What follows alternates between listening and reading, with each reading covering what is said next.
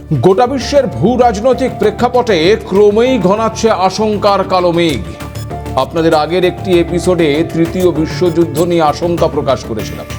সেই এপিসোডেই বলেছিলাম গোটা বিশ্বের বিভাজন যেন ক্রমেই বড় হচ্ছে। সেখানে শুধুমাত্র বড় দেশগুলো নয়, তুলনায় ছোট এবং মাঝারি দেশগুলো একে অপরের বিরুদ্ধে সংঘাতে জড়াতে পারে। ক্রমশ যেন সেই আশঙ্কাই সত্যি হওয়ার পথে এগোচ্ছে। একদিকে আমেরিকা রাশিয়া দুই দেশের মধ্যে সংঘাতের পরিস্থিতি তৈরি হয়েছে, আবার ভারতকে অস্থির করে তুলতে উঠে পড়ে লেগেছে পাকিস্তান। আর সেই লক্ষ্যে আরও কাছাকাছি আসছে বাংলাদেশ এবং পাকিস্তান। একদিকে ওই দেশের বায়ুসেনা প্রধান গোপন বৈঠক করছে, আর অন্যদিকে পাকিস্তানের মাটিতে লস্কর হামাস বৈঠক নিয়ে দানা বাঁধছে রহস্য। ইসরায়েলের তরফে ভারতকে যে সতর্ক বার্তা দেওয়া হচ্ছে তা কতটা গুরুত্বপূর্ণ? সোশ্যাল মিডিয়ায় হানি ট্র্যাপের ফাঁদ পাচ্ছে কারা, আর সেই ফাঁদেই বা পা দিচ্ছে কারা? ফের বড়সড় নাশকতার ছক কষছে ওই জঙ্গিরা। যে পাকিস্তানের নিজের অবস্থানের কোনো ঠিক ঠিকানা নেই, সেই পাকিস্তানের এত স্পর্ধার নেপথ্যে কোন অদৃশ্য শক্তির হাত?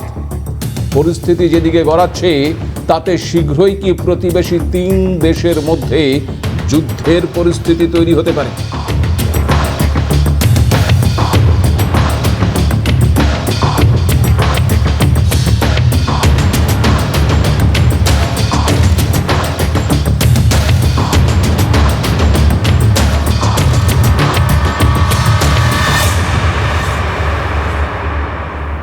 নমস্কার, আপনারা দেখতে শুরু করেছেন এডিটার্স ডায়েরি। আমি ভাস্কর দত্ত আপনাদেরকে আরও একটি নতুন এপিসোডে স্বাগত জানাই। নিউ ইয়ার হ্যাপি হবে কি হবে না তা নিয়ে কিন্তু ইতিমধ্যেই সংশয় তৈরি হয়ে গেছে। কারণটা আপনারা অনেকেই জানেন। বছরের শুরু থেকেই একের পর এক ঘটনা আমাদের সামনে আসছে, যা ওই বিশ্বের ভূ রাজনৈতিক প্রেক্ষাপটে সমস্ত সমীকরণগুলোকে কেমন যেন ওলট পালট করে দিচ্ছে। শেষমেশ কি হবে তার ভবিষ্যৎবাণী করা এখনই খুব কঠিন। তেলের জন্য আমেরিকার ভেনেজুয়েলা দখলদারির পর এবার আটলান্টিক সাগরের বুকে ওই রাশিয়ার পতাকা লাগানো তেলের ট্যাঙ্কারকে ধাওয়া করলো মার্কিন বাহিনী। জানা গেছে ট্যাঙ্কারটি ইরান থেকে ভেনেজুয়েলার দিকে যাচ্ছিল। এর আগে ওই রুশ ট্যাঙ্কারটির নাম ছিল বেলা 1। 2024 সালে আমেরিকা ট্যাঙ্কারটির ওপর নিষেধাজ্ঞা জারি করার পর তার নাম পাল্টে মারিনেরা রাখা হয়। মার্কিন প্রতিরোধ এড়াতে ট্যাঙ্কারটি গতিপথ পরিবর্তন করে এবং আটলান্টিক মহাসাগরে ফিরে যায় বলেই জানা গেছে। আবার তেল ট্যাঙ্কারটির নিরাপত্তার জন্য একটি বিশালাকার সাবমেরিন নামিয়েছেন পুতিন। পোসিডন নামের এই পরমাণু বোমা বহনকারী রুশ সাবমেরিন বেলগরদ এখন আটলান্টিকে টহল দিচ্ছে বলেই জানা গেছে। আবার সেই সাবমেরিনকে ঠেকাতে প্রস্তুত ন্যাটো, যুদ্ধবিমান উঠছে আকাশে। সব মিলিয়ে পরিস্থিতি যে ক্রমশ ঘোরালো হচ্ছে তা বলাই যায়। এদিকে যেমন এডিটার্স ডায়েরি নজর রাখছে, ঠিক তেমন অন্য আরেকটি দিকে নজর দিতেই হচ্ছে, আর তা হলো ওই পাক ষড়যন্ত্র। অপারেশন সিঁদুরের পর এবার জঙ্গিদের সঙ্গে নিয়ে ভারতের বিরুদ্ধে রিভেঞ্জ খেলা চালিয়ে যাচ্ছে ওই পাকিস্তান সরকার। দেখুন, এমনিতেই জঙ্গিদের স্বর্গ বলা হয় ওই পাকিস্তানকে। এবার সেই পাকিস্তানের মাটিতে ফের একবার চিন্তা বাড়াচ্ছে জঙ্গিদের গোপন বৈঠক। সংবাদ মাধ্যমগুলো বলছে ওই পাকিস্তানের গুজরানওয়ালায় লস্করে তৈবার রাজনৈতিক শাখা বলে পরিচিত পাকিস্তান মার্কাজি মুসলিম লীগের এক অনুষ্ঠানে প্রকাশ্যে একসঙ্গে দেখা গেছে ওই হামাস এবং লস্করে তৈবার শীর্ষ নেতাদের। ওই অনুষ্ঠানে প্রধান অতিথি হিসেবে দেখা গেছে হামাসের সিনিয়র কমান্ডার নাজি জাহিরকে। অনুষ্ঠানের মঞ্চে তাকে দেখা গেছে PMML এর আড়ালে কাজ করা ওই লস্করে তৈবার শীর্ষ নেতা রশিদ আলী সান্ধুর সঙ্গে। এখানে আপনাদের একটা বিষয় জানিয়ে রাখি যে এই PMML বা ওই পাকিস্তান মার্কাজি মুসলিম লীগকে লস্করের রাজনৈতিক মুখোশ হিসেবেই মনে করা হয়। এখন ওই অনুষ্ঠানের ভিডিও সোশ্যাল মিডিয়ায় ছড়িয়ে পড়ার পরেই ঘনাচ্ছে আশঙ্কার কালো মেঘ। একাধিক সংবাদ মাধ্যম দাবি করছে যে এই ঘটনা দুই সন্ত্রাসী সংগঠনের মধ্যে আদর্শগত এবং সংগঠনগত যোগাযোগ ক্রমশ গভীর করছে। এনডিটিভির একটি প্রতিবেদন বলছে, হামাস নেতা ওই জাহির এর আগেও পাক অধিকৃত কাশ্মীরে বিভিন্ন জায়গায় লস্কর ঘনিষ্ঠ মঞ্চে উপস্থিত ছিল। 2025 সালের ফেব্রুয়ারি মাসে এই জাহির পিওকেতে এসেছিল। সেখানে জাহির লস্কর এবং জৈশে মোহাম্মদ জঙ্গি গোষ্ঠীর কমান্ডারদের সঙ্গে ভারত বিরোধী জনসভায় রীতিমতো ভাষণও দিয়েছিলেন। আর তার ঠিক কয়েকদিন পরেই জম্মু এবং কাশ্মীরের পেহেলগামে ঘটেছিল সেই ভয়াবহ জঙ্গি হামলা, যার বলি হয়েছিলেন 26 জন ভারতীয় নাগরিক। তাহলে কি নেপথ্যে ছিল এই হামাসেরও হাত? বর্তমান পরিস্থিতি এবং দুই জঙ্গি সংগঠনের এই বৈঠক স্বাভাবিকভাবেই ভারতের জন্য কিন্তু উদ্বেগজনক। অন্যদিকে এই ঘটনা সামনে এসেছে এমন একটা সময় যখন গাজা পরবর্তী পরিস্থিতিতে পাকিস্তানের সম্ভাব্য ভূমিকা নিয়ে ওই ওয়াশিংটনে আলোচনা চলছে। তবে ইসলামাবাদের মাটিতে হামাস লস্কর ঘনিষ্ঠতার খবর আন্তর্জাতিক স্তরেও অস্বস্তির কারণ হতে পারে বলেই মনে করছেন বিশেষজ্ঞরা। একই সঙ্গে প্রশ্ন উঠছে, গত কয়েক বছর ধরেই করাচি এবং ইসলামাবাদে হামাস নেতাদের আনাগোনা বেড়ে যাওয়ার ঘটনা কি গোটা দক্ষিণ এশিয়ার জিহাদি কর্মকাণ্ডের এক নতুন আঁতাতের ইঙ্গিত? আর লস্কর এবং হামাসের এই ভাই ভাই ব্যাপার স্যাপার দেখে ইতিমধ্যেই ভারতকে সতর্ক করেছে ইসরায়েল। ইসরায়েলের বিদেশ মন্ত্রকের মতে এই দুই গোষ্ঠীর হাত মেলানো মানে ভারতের আঞ্চলিক নিরাপত্তার জন্য বড় মাপের হুমকি। লস্করের জঙ্গি নেটওয়ার্ক আর হামাসের রণকৌশল মিশে গেলে তা বড় বিপদের কারণ হতে পারে ভারতের জন্য। তাহলে ভারতের মাটিতে কি শীঘ্রই বড়সড় নাশকতা ঘটনার পরিকল্পনা করছে ওই পাকিস্তান? কারণ দুই জঙ্গি নেতার এই দহরম মহরম ছাড়াও জানা যাচ্ছে আরও এক ভয়ঙ্কর তথ্য, আর তা হলো বরাবরের মতন ওই সোশ্যাল মিডিয়ায় হানি ট্র্যাপের জাল বিছিয়েছে পাকিস্তান, যার নেপথ্যে রয়েছে আবার ওই আইএসআই এর হাত। আর এই হানি ট্র্যাপের ফাঁদে পা দিচ্ছে বহু ভারতীয়। ঠিক যেমন এই ফাঁদে পা দিয়েছিল হরিয়ানার আম্বালার 31 বছর বয়সের যুবক সুনীল। ইতিমধ্যেই তাকে গ্রেপ্তার করা হয়েছে। তদন্তে জানা যাচ্ছে যে ভুয়ো অনলাইন পরিচয়ের মাধ্যমে প্রথমে ভারতীয়দের বিশ্বাস অর্জন করে এই হানি ট্র্যাপটি, আর বিশ্বাস অর্জনের পর তারা সুবিধে এবং টাকার বিনিময়ে সংবেদনশীল সামরিক তথ্য দাবি করে। তদন্তকারীদের মতে গত 6 থেকে 7 মাস ধরে ধৃত এই সুনীল সোশ্যাল মিডিয়া প্ল্যাটফর্মের মাধ্যমে পাকিস্তানি হ্যান্ডেলারদের সঙ্গে রীতিমতো যোগাযোগ করছিল। আইএসআইয়ের পরিকল্পনা মতো এক মহিলার ভুয়ো প্রোফাইলের মাধ্যমে তাকে প্রথমে প্রলুব্ধ করা হয়। একসময় এই ভুয়ো প্রোফাইলের সঙ্গে আবেগ এবং প্রলোভনে জড়িয়ে যাওয়ার পরে ব্ল্যাকমেলের ফাঁদে পড়ে যান ওই ধৃত যুবক সুনীল। এদিকে সুনীল একটি বেসরকারি ঠিকাদারের সঙ্গে কাজ করার সূত্রে বিভিন্ন সামরিক ইউনিটে নির্মাণ প্রকল্পের তদারকির কাজে যুক্ত ছিল। এমনকি এয়ারফোর্স স্টেশনেও ওই সুনীলের নিয়মিত প্রবেশাধিকার ছিল। আর ঠিক এই সুযোগকে কাজে লাগিয়ে সামরিক ইউনিটের অবস্থান, সেনা চলাচল এবং মোতায়েন সংক্রান্ত গোপন সমস্ত তথ্য ওই ধৃত যুবক সুনীল শেয়ার করত ওই ভুয়ো প্রোফাইলে। পাকিস্তানি হ্যান্ডেলারদের সঙ্গে তার যোগাযোগের প্রমাণ হিসেবে হোয়াটসঅ্যাপ চ্যাট এবং ভয়েস কলের রেকর্ডও উদ্ধার করেছে আম্বালা পুলিশ। গোটা বিষয়টা এখনও তদন্তাধীন। অন্যদিকে আবার পাকিস্তানের হয়ে চরবৃত্তির অভিযোগে পাঞ্জাবের পাঠানকোট থেকে 15 বছরের এক কিশোরকে গ্রেপ্তার করা হয়েছে। পুলিশের অভিযোগ, পাক গুপ্তচর সংস্থা ওই আইএসআই এর হ্যান্ডেলারদের সঙ্গে যোগাযোগ রাখত এই কিশোর। গত 1 বছর ধরে বিভিন্ন মাধ্যম ব্যবহার করে আইএসআই এর হাতে বিভিন্ন সংবেদনশীল তথ্য তুলে দিচ্ছিল ওই কিশোর। তাহলে একটা জিনিস বুঝতেই পারছেন যে পাক জঙ্গিদের টার্গেটে কিন্তু এখন ভারতের কিশোর প্রজন্ম। গোটা বিষয়টি ঠিক কতটা বিপজ্জনক তা নিশ্চয়ই আন্দাজ করতে পারছেন। আর এই গোটা বিষয়টি মোটেই ভারতের জন্য সুখকর নয়। শস্যের মধ্যেই যে ভূত আছে তা গত বছর জঙ্গি হামলার ঘটনার পর থেকেই স্পষ্ট হয়ে গিয়েছিল। সময় গড়ানোর সঙ্গে সঙ্গে সেই চিত্রই কিন্তু প্রকট হচ্ছে। তবে নেপথ্যে অবশ্যই কলকাঠি নাড়ছে ওই পাকিস্তান এবং আইএসআই।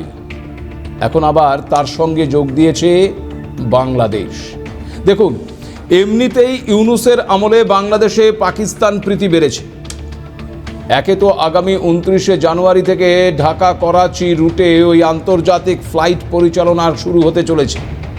অন্যদিকে আবার সম্প্রতি ইসলামাবাদে গিয়েছিলেন বাংলাদেশের বায়ুসেনা প্রধান air chief marshal Hasan Mahmud Khan. পাকিস্তানের বায়ুসেনা প্রধান air chief marshal Zahir Ahmed Babar সিধুর সঙ্গে বৈঠকও করেছেন তিনি। পাকিস্তানের সংবাদ মাধ্যম দ্য ডন দাবি করছে যে পাকিস্তানের থেকে চীনের তৈরি JF-17 যুদ্ধবিমান কিনতে পারে বাংলাদেশ। আর এই JF-17 থান্ডার হলো চীন এবং পাকিস্তান যৌথভাবে তৈরি করা একটি মাল্টি রোল যুদ্ধবিমান। 2025 সালে ভারতের অপারেশন সিঁদুর অভিযানের পর সংঘাতের সময় এই যুদ্ধবিমান পাকিস্তান ব্যবহার করেছিল বলেই খবর। তবে এখনো পর্যন্ত যা খবর তাতে দুই দেশের বায়ুসেনা প্রধানের বৈঠকে এই নিয়ে সদর্থক কথাবার্তা হয়েছে। আর এই বৈঠকে দুই দেশই প্রতিরক্ষা ক্ষেত্রে একে অপরের দিকে সহযোগিতার হাত বাড়িয়ে দেওয়ার আলোচনাও হয়েছে। বৈঠকে প্রশিক্ষণ, বায়ুসেনা ঘাঁটি উন্নয়নের ওপর তো জোর দেওয়া হয়েছেই। আবার পাকিস্তানের বায়ুসেনা প্রধান জানিয়েছেন বাংলাদেশের বায়ুসেনার দিকে সাহায্যের হাত বাড়াতে চেয়েছে পাকিস্তান। তাদের প্রশিক্ষণ দেওয়ার কথাও বলা হয়েছে। ফলে বুঝতেই পারছেন পরিস্থিতি কোন দিকে গড়াচ্ছে। আর এই গোটা বিষয়ের দিকে কিন্তু কড়া নজর রাখছে ভারত। কিন্তু এখানে আরও একটা প্রশ্ন বরাবরের মতো উঠছে, আর তা হলো বিশ্বাসঘাতক পাকিস্তানের সঙ্গে হাত মিলিয়ে ওই মুক্তিযুদ্ধের স্মৃতি ভুলে ভারতের প্রতি বিশ্বাসঘাতক হয়ে উঠছে বাংলাদেশও। ৭১-এর রক্তাক্ত অতীত ভুলে নয়াদিল্লির সঙ্গে শত্রুতায় একমাত্র লক্ষ্য হয়ে উঠছে ওই ঢাকার। ভারতের অংশ থেকে জন্ম নেওয়া এই দুই দেশ কি সত্যিই ভারতকে অস্থির করে তুলতে পারে? কোন দিকে গড়াচ্ছে পরিস্থিতি? আমেরিকার শুল্ক হুমকির পাশাপাশি ভারতের সামনে কি তাহলে এটাও আরও একটি বড় চ্যালেঞ্জ? দেখুন, এটা একেবারেই স্পষ্ট যে ভারতের বিরুদ্ধে লড়াইয়ে বাংলাদেশকে পাশে পেয়েছে ওই পাকিস্তান। এই আবহে আবার IPL থেকে বাদ পড়া বাংলাদেশি ক্রিকেটার মুস্তাফিজুর রহমান যোগ দিচ্ছেন ওই পাকিস্তান সুপার লিগে। পাকিস্তান সুপার লিগের পক্ষ থেকে তাদের সোশ্যাল মিডিয়া অ্যাকাউন্টে একটি বড়সড় ঘোষণা করা হয়েছে। তবে কে না জানে ওই IPL টুর্নামেন্টের তুলনায় পাকিস্তান সুপার লিগের বহর একেবারেই ছোট। এটাকে ক্রিকেট বিশ্বের সবচেয়ে গরিব লিগ বলা হলেও খুব একটা ভুল বলা হবে না। ওই অনেকটা দুধের স্বাদ ঘোলে মেটানোর চেষ্টা আর কি। আবার ভারত বিরোধিতার জিগির তোলা বাংলাদেশ ঘোষণা করেছে অনির্দিষ্টকালের জন্য বাংলাদেশে IPL টুর্নামেন্ট সম্প্রচার বন্ধ রাখা হবে। যদিও তাদের জেনে রাখা উচিত যে এই সিদ্ধান্তের কারণে BCCI এবং IPL টুর্নামেন্টের কোনো ক্ষতি হবে না। আবার ICC T20 বিশ্বকাপের ম্যাচ ভারত থেকে না সরালে বিশ্বকাপ বয়কট করবে বলে জানিয়েছিল বাংলাদেশ। যদিও তাদের জেনে রাখা উচিত যে এই সিদ্ধান্তের কারণে BCCI এবং IPL টুর্নামেন্টের খুব একটা বেশি ক্ষতি হবে না। আবার ICC T20 বিশ্বকাপের ম্যাচ ভারত থেকে না সরালে বিশ্বকাপ বয়কট করবে নাকি বাংলাদেশ, এমন হুঁশিয়ারিও দিতে দেখা গেছে ওই বাংলাদেশের ক্রিকেট বোর্ডের অন্যতম ডিরেক্টর আসিফ আকবরকে। যদিও বাংলাদেশের অনুরোধ মেনে T20 বিশ্বকাপের সূচি পরিবর্তনে একেবারেই রাজি নয় ICC। দুপক্ষই আপাতত নিজেদের সিদ্ধান্তে অনড়। তবে বাংলাদেশের পয়েন্ট এখানে যথেষ্টই কিন্তু কম। এর মধ্যে আবার অনির্দিষ্টকালের জন্য ভারতের পর্যটক ভিসা পরিষেবা বন্ধ করেছে বাংলাদেশ। সূত্রের খবর, বাংলাদেশে ভারতীয়দের নিরাপত্তা সংক্রান্ত বিষয় নিয়েই এই সিদ্ধান্ত নাকি নিয়েছে ওই ইউনূস সরকার। ফলে দুই দেশের পারস্পরিক সম্পর্কে যে উত্তেজনা তৈরি হচ্ছে তা বলাই যায়। এখন তো ভারত বিরোধিতা না করে এক গ্লাস জলও খান না ওই বাংলাদেশের তথাকথিত নেতারা। সেই বিরোধিতার স্লোগান তোলার ঠেলায় নিজেদের ক্ষমতার সীমা পর্যন্ত ভুলে গেছে ওই বাংলাদেশের কিছু খুচরো নেতা। কিন্তু তাদের আপত্তি নেই আবার ভারতের আদানির ইলেকট্রিক নিতে। এবার আবার বাংলাদেশের তেলের সংকট মেটাতে ভারত থেকেই 1,80,000 টন ডিজেল আমদানি করছে ওই বাংলাদেশ সরকার। আর এই বিপুল পরিমাণ ডিজেল কিনতে বাংলাদেশের খরচ হবে 1,461 কোটি 76 লক্ষ টাকা। আবার সেই টাকাও ওই বাংলাদেশ পেট্রোলিয়াম কর্পোরেশনের বাজেট এবং ব্যাংক ঋণের মাধ্যমে জোগাড় করবে ওই ইউনূসের সরকার। এই তথ্যগুলো থেকেই পরিষ্কার যে বাংলাদেশের 4 পয়সার নেতাদের বয়কট ইন্ডিয়া স্লোগান কতটা ফেক এবং দ্বিচারিতার প্রমাণ দিচ্ছে। আপনারা এতক্ষণ সেটা নিশ্চয়ই বুঝেও গিয়েছেন। দেখুন, এখনো পর্যন্ত কোনোভাবেই ভারতের সমকক্ষ নয় ওই বাংলাদেশ এবং পাকিস্তান। ফলে ভারতের সঙ্গে না লড়তে পেরে এখন এই অনুন্নত দুই দেশ হাত মিলিয়েছে ভারত বিরোধিতার লক্ষ্যে। উদ্দেশ্য কি? ভারতের চরম ক্ষতি সাধন। দেখুন, যেভাবে পাকিস্তান তার সন্ত্রাসবাদকে মদদ যোগাচ্ছে এবং শক্তিশালী করে তুলছে, তাতে ভারত এই মুহূর্তে হাত গুটিয়ে বসে নেই। চরম সতর্ক দিল্লি। চোরাপথে ভারত বা পাকিস্তানে বা পাক অধিকৃত কাশ্মীরে ঢুকে পড়া এমন 300রও বেশি সন্দেহভাজনের দিকে বর্তমানে কড়া নজর রয়েছে ভারতের গোয়েন্দাদের। কারণ গোয়েন্দাদের অনুমান, এরাই জঙ্গি সংগঠনে যোগ দিয়ে জম্মু এবং কাশ্মীর সীমান্তে, বিশেষ করে পুঞ্চ এবং রাজৌরিতে মাদক সন্ত্রাসের জাল বিছানোর কাজ করে যাচ্ছে।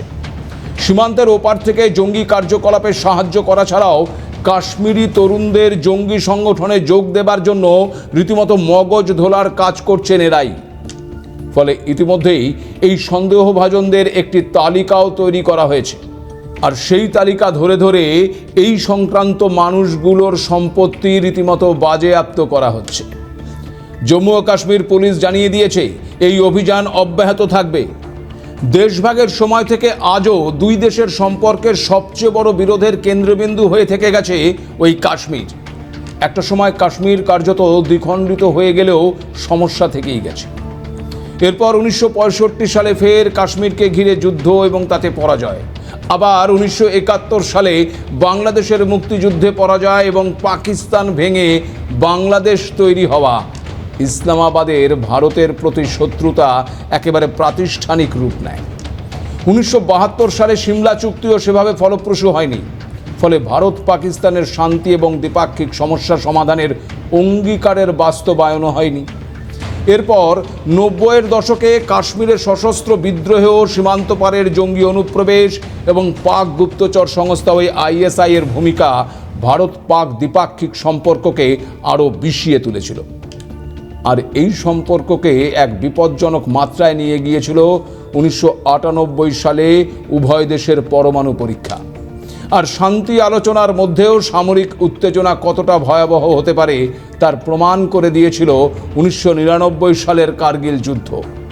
আর এরপর 2000 দশকে বাস কূটনীতি, আগ্রা বৈঠক, যৌথ ঘোষণার মতন কিছু আশাব্যঞ্জক উদ্যোগ দেখা গেলেও 2008 সালের মুম্বাইয়ে জঙ্গি হামলা পাকিস্তানের প্রতি ভারতের আস্থাকে চূর্ণ বিচূর্ণ করে দেয়। প্রকট হয়ে যায় পাকিস্তানের নগ্ন চেহারাটা। আর এরপর আপনারা জানেন যে 2016 সালের উরি হামলা, 2019 সালের পুলওয়ামা হামলা এবং তারপর ভারতের সার্জিক্যাল স্ট্রাইক এবং বালাকোট এয়ার স্ট্রাইকের কথা। ভারত পাকিস্তানকে একেবারে ঘাড় ধরে বুঝিয়ে দিয়েছিল তাদের অবস্থান ঠিক কোথায়। তাছাড়া এই সম্পর্কের আগুনে ঘি ঢেলেছিল 2019 সালে যখন সংবিধানের 370 ধারা বাতিল করে জম্মু ও কাশ্মীরের বিশেষ মর্যাদা তুলে দিয়েছিল ভারত। তারপরের ঘটনাবলী আপনাদের অনেকের জানা। পাকিস্তানের হিংসার আগুন এখনো নেভেনি, যদিও চুপ করে নেই ভারতও। সম্প্রতি লুক্সেমবার্গের এক সাংবাদিক সম্মেলন থেকে ভারতের বিদেশমন্ত্রী এস জয়শঙ্কর সাব জানিয়ে দিয়েছেন, যে সমস্ত দেশ বিভিন্নভাবে ভারতকে সাহায্য করছে তাদের সঙ্গে আচরণ হবে একরকম, কিন্তু পাকিস্তান এবং অন্য যে সমস্ত দেশ ভারতের বিরুদ্ধাচরণ করছে তাদের সঙ্গে নয়াদিল্লির আচরণ হবে একেবারে ভিন্ন। ফলে পাকিস্তান এবং বাংলাদেশের এই কার্যকলাপের প্রতি যে ভারতের কড়া নজর রয়েছে তা কিন্তু বলাই যায়। তবে এসবের নেপথ্যে মার্কিন মদতের সম্ভাবনা প্রবল, যদিও সজাগ রয়েছে সেক্ষেত্রেও ভারত। আপনাদের জানিয়ে রাখি যে আগামী 12 এবং 13 জানুয়ারির সময়কালে বঙ্গোপসাগরে 500 কিলোমিটার এলাকা জুড়ে নোটাম জারি করেছে ভারত। এই আবহে অনুমান করা হচ্ছে নৌসেনার কোনো মিসাইল লঞ্চের পরীক্ষা হতে পারে। আর এর আগে ওড়িশার চাঁদিপুর থেকে বঙ্গোপসাগরে পিনাকা দূরপাল্লার মিসাইলের সফল পরীক্ষা করা হয়েছে গত 29শে ডিসেম্বর। তার আগে আবার গত 23শে ডিসেম্বর সাবমেরিন থেকে ব্যালিস্টিক মিসাইলের সফল উৎক্ষেপণ করেছে ভারত। অন্যদিকে আবার পাকিস্তানও উত্তর আরব সাগরে নোটাম জারি করেছে আগামী 8 এবং 9 জানুয়ারির জন্য, যেখানে পাক নৌবাহিনী ফায়ারিং অনুশীলন করবে। আবার সাম্প্রতিক রিপোর্ট বলছে কলকাতার কাছে হলদিয়ায় ঘাঁটি তৈরিতে তৎপর হয়েছে এবার ভারতীয় নৌসেনা। প্রাথমিকভাবে যেটা জানা যাচ্ছে তা হলো 100 টন ওজনের 45 নটিক্যাল গতিবিশিষ্ট ছোট রণতরী এখানে মোতায়েন থাকবে। এদিকে সব মিলিয়ে 100 জনের মতো নৌসেনা আধিকারিক এই ঘাঁটি সামলাবেন।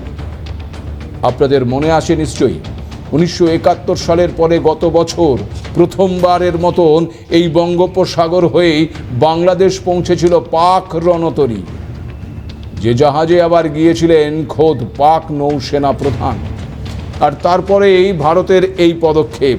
ফলে একদিকে যেমন আমেরিকা রাশিয়ার মধ্যে উত্তেজনার বাতাবরণ তৈরি হচ্ছে, ঠিক তেমন আবার ভারত পাকিস্তান এবং বাংলাদেশের মধ্যেও উত্তেজনার আবহ কিন্তু ক্রমেই তীব্র হচ্ছে, যা আগামীতে ফের একবার বড়সড় সংঘাতের রূপ নেয় কিনা এখন কিন্তু সেটাই দেখার।